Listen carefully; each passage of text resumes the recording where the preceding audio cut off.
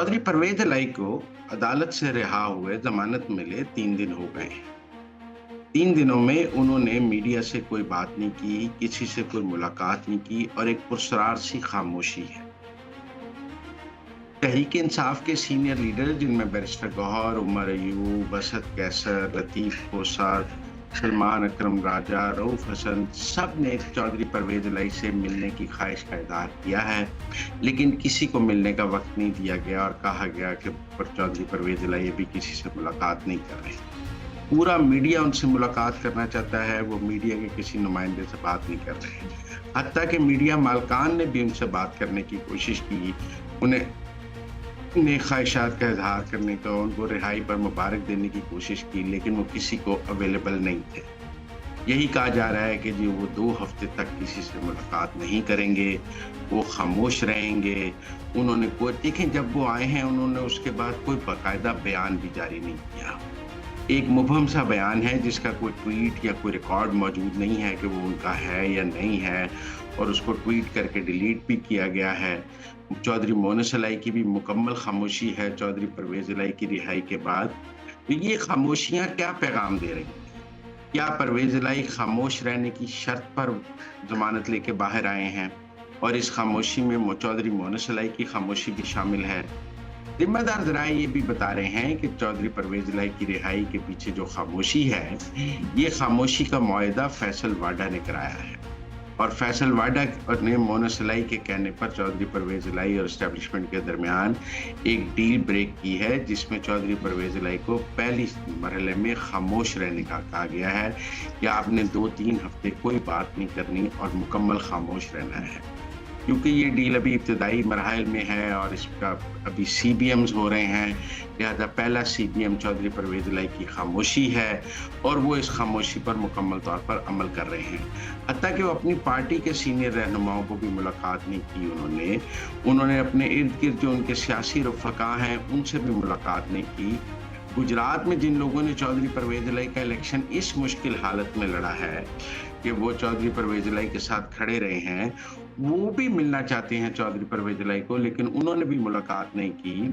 चौधरी परवेज इलाई ने गुजरात का दौरा भी नहीं किया और वो बिल्कुल पॉलिटिकली इनएक्टिव हैं। घर के अलावा घर में भी किसी को मुलाकात की इजाज़त नहीं है। बहुत सारे लोगों ने उनके घर गए हैं, लेकिन उनको मुलाकात की इजाज़त नहीं मिली है। तो चौधरी परवेज इलाई की खामोशी बहुत से पैगाम दे रही है। ये खामोशी आर्जी है, इसके पीछे कोई स्क्रिप्ट मौजूद है, इसके आगे कोई स्क्रिप्ट मौजूद है। ये तो आने वाले 2-3 हफ्तों में ही पता लगेगा। कुछ ज़राए ये भी कह रहे हैं कि चोई साहब ने लंदन का वीज़ा भी अप्लाई किया है, उनकी बाकी सारी फैमिली के लंदन के वीज़े लग चुके हैं। ये भी मुमकिन है कि वो 2-3 हफ्तों में कुछ देर के लिए इलाज के बहाने से लंदन चले जाएं और बाहर चले जाएं और फिर कुछ माह बाहर रहकर वापस आएँ और इस तरह वो कहें कि जी चोई साहब का इलाज हो रहा है, चौधरी परवेज इलाई का वो अंडर ट्रीटमेंट है, इसलिए खामोश हैं। चौधरी मोनस इलाई पहले ही खामोश हो जाएंगे और चौधरी मोनस इलाई की भी पहले ही लंदन जा चुकी है। तो इस हवाले से मुख्तलिफ खबरें आ रही हैं, उनके बाहर जाने की खबरें भी आ रही हैं, उनकी मुकम्मल खामोशी की खबरें भी आ रही हैं, और अभी जो उनकी एस्टेब्लिशमेंट से नई डील है इसके CBMs का मामला है और कह रहे हैं कि अभी कोई बात मुकम्मल तय नहीं हुई। पानी तहरीक इंसाफ इमरान खान ने ट्वीट किया है एक वीडियो, जिसमें वो एक वीडियो है जिसमें ये सवाल कर रहे हैं कि गद्दार मुजीब है या है, और उसमें एस्टेब्लिश करने की कोशिश की जा रही है कि मुजीब को चूंकि इक़्तिदार मुंतकिल नहीं किया गया, लिहाजा या गद्दार है। फ़ौज ने हथियार डाले, जो फ़ौज अपनी आवाम के साथ लड़ रही थी वो दुश्मन से क्या लड़ सकती। ये सवालात बहुत हमारे माशरे में पूछे जाते हैं कि गद्दार मुजीब है या गद्दार या है। मुश्किल सवाल है कि गद्दार मुजीब है या गद्दार या है, लेकिन मैं भी कुछ सवाल पूछना चाहता हूँ। आप ये बताएं कि जो मुफ्ती बानी के 1 लाख लोगों को भारत ने ट्रेनिंग दी बांग्लादेश में लड़ने के लिए, जिनको 6 से 12 हफ्तों का कोर्स कराया जाता था असला चलाने का, गुरिल्ला वॉर की ट्रेनिंग का, और जो 71 के इंतखाबात से पहले ही मुफ्ती बानी की ट्रेनिंग का सिलसिला भारतीय फौज ने शुरू किया था, वो क्या था? क्या उसको आप जायज़ समझते हैं कि एक हमारा दुश्मन मुल्क जो है, वो हमारे लोगों को 1 लाख की फ़ौज को ट्रेन कर रहा था कि वो हमारे इलाके में आके हमसे लड़े? मतलब बंगालियों को 1 लाख बंगालियों को मुक्ति बानी के तहत गुरिल्ला ट्रेनिंग भारत की फ़ौज ने दी कि वो बांग्लादेश में या उस वक़्त के मशरक़ी बंगाल में, पाकिस्तान में आकर पाकिस्तान की फ़ौजों के साथ लड़े। कभी इमरान खान साहब मुक्ति बानी पर भी सवाल करेंगे कि भारत ने मुक्ति बानी के 1 लाख लोगों को ट्रेनिंग क्यों दी और वो 1 लाख लोग क्यों पाकिस्तान की फौजों के साथ लड़ने के लिए मशरकी बंगाल में गुरिल्ला वॉर उन्होंने शुरू की, जिसके जवाब में एक फौजी एक्शन शुरू करना पड़ा। क्या ये सवाल जायज़ नहीं कि अगर मुक्ति बानी के 1 लाख लोगों को भारत ट्रेनिंग ना देता तो क्या मशरकी बंगाल में किसी ऑपरेशन की ज़रूरत थी? अगर कोई आज भारत जो है वो बलूचिस्तान में कुछ बलौच कॉर्पोरेशनों की ट्रेनिंग, जैसे कि हम कहते हैं अफगानिस्तान में कर रहे हैं, बीएलए और दूसरों को ट्रेनिंग की जाती है और उनको यहाँ लड़ने के लिए भेजा जाता है, तो क्या किया जाए? उनके खिलाफ ऑपरेशन ना किया जाए। एक स्टेज पे कराची में एमक्यूएम लंदन जो अल्ताफ हुसैन के बहुत सारे लोग इंडिया में ट्रेनिंग के लिए गए, तो क्या फौज ने उनके खिलाफ एक्शन नहीं किया? फौज क्या करे जब अगर भारत कुछ लोगों को ट्रेन करके पाकिस्तान में पाकिस्तान की फौज से लड़ने के लिए भेज दे, तो उन लोगों के खिलाफ एक्शन ना किया जाए तो क्या उन्हें फूलों के हार पहनाए जाएं? मैं जरूर जानना चाहूंगा कि जो मुक्ति बानी की ट्रेनिंग है, इस पर तहरीक इंसाफ और बानी पीटीआई का क्या बात? क्योंकि लड़ाई तो मुक्ति बानी की ट्रेनिंग से शुरू हुई। अगर इक़्तिदार की मुंतकली का सवाल भी था, तो वो इसलिए था कि मुक्ति बानी की ट्रेनिंग के नतीजे में मुजीब के ऊपर एक सवाल था कि आप 1 लाख की गुरिल्ला फौज आपने इक़्तिदार में आने से पहले ही तैयार कर ली है। तो इक़्तिदार में आने के बाद आपकी निजी मिलिशिया अपनी पहले ही मौजूद है, तो फिर क्या हो?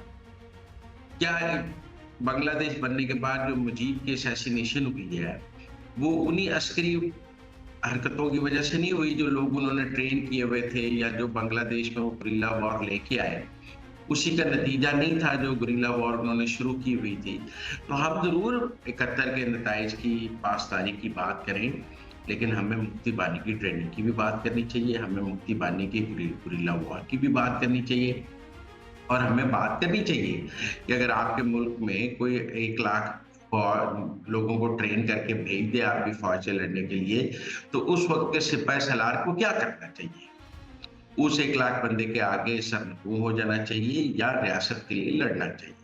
मैं याहिया का कोई वकील नहीं हूँ, मैं याहिया को कोई अच्छा सिपाही सालार नहीं समझता। मैं समझता हूँ याहिया ने पाकिस्तान 2 लाख किया, मैं याहिया के हक में नहीं हूँ, लेकिन ये सवाल अपनी जगह मौजूद है और आप देखें हमने 71 से सबक सीखा है। 71 के बाद अल्ताफ हुसैन को हमने दोबारा मुजीब बनने की ताकत नहीं दी है, क्योंकि हमें एक मुजीब से सबक आ गया था। 71 के बाद हमने बलूचिस्तान में किसी नए मुजीब को ताकतवर नहीं इतना बनने दिया कि कल को फिर कोई वीडियो लगाकर हमसे सवाल कर सके कि पहले कोई गुरिल्ला बना ले, मिलिशिया बना ले, उसके बाद फिर हमसे सवाल करे मैंडेट का, पासदारी का। सबसे पहले तो पाकिस्तान के आइन से वफादारी की बात है ना। अगर कोई आइन है पाकिस्तान और पाकिस्तान से वफादार नहीं, तो उसके मैंडेट की कोई वजूद ही नहीं है। पहले पाकिस्तान है। अगर कल को कोई अलहदगी का नारा लगा करके कि मेरा मैंडेट अलहदगी का है, तो क्या हम उसका अलहदगी का मैंडेट मान लेंगे? पाकिस्तान अलहदा कर देंगे उससे कि जी उसका अलहदगी का मैंडेट? ऐसा दुनिया में कहीं नहीं होता। सबसे पहले आइन और मुल्क से वफादारी है, मैंडेट उसके बाद है।